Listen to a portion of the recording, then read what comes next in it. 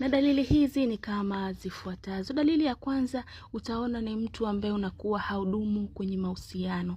Na ninaposema mahusiano, simaanishi mahusiano ya kimapenzi tu peke yake, ila hata mahusiano ya kirafiki, mahusiano na ndugu, mahusiano na jamaa zako yanakuwa yanavunjika. Yaani mtu ambaye unakuwa haudumu kwenye mahusiano, basi ujue kwamba nyota yako inakuwa haiko vizuri, mwili wako hauko vizuri. Dalili ya pili ni kuchukiwa bila sababu.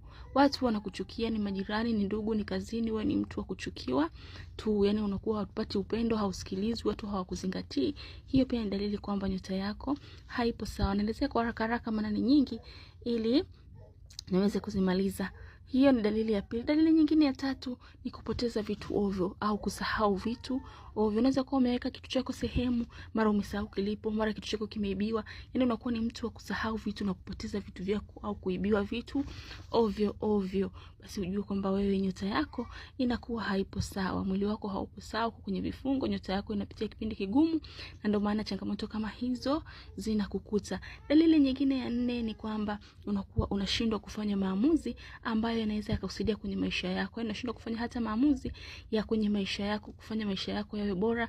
Unajua kabisa nikifanya kitu hiki kitanisaidia kwenye maisha yangu, kitanitoa sehemu moja kwenda sehemu nyingine, lakini hata maamuzi kama hayo tu unakuwa huwezi kuyafanya. Unakuwa mzito wa kufanya maamuzi hata yanayohusu maisha yako. Basi ujue kabisa nyota yako inakuwa haipo sawa.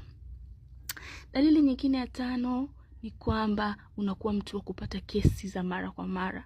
Kesi mara mahakamani, mara umefanya hichi, umeshashtakiwa, mara kesi iko mahakamani.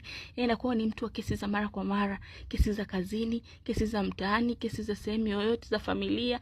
Unakuwa ni mtu tu wa kusingiziwa mambo mengi na kupata kesi za mara kwa mara. Hapo pia nyota yako inakuwa haipo sawa. Dalili nyingine ya 6 ni kupata ajali au kuumia mara kwa mara. Unakuta umefanya tu kitu kidogo, mara umejikwaa umeumia, mara umefanya hivi umejikata umeumia, umeendesha gari umegonga umeumia. Yani unakuwa ni mtu wa kuumia wewe mara kwa mara, mtu wa kupata viajali vidogo vidogo mara kwa mara.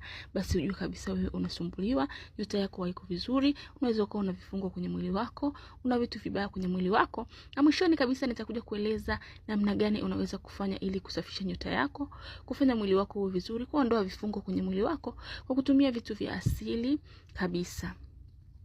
Na dalili hii nyingine ni dalili ya 7.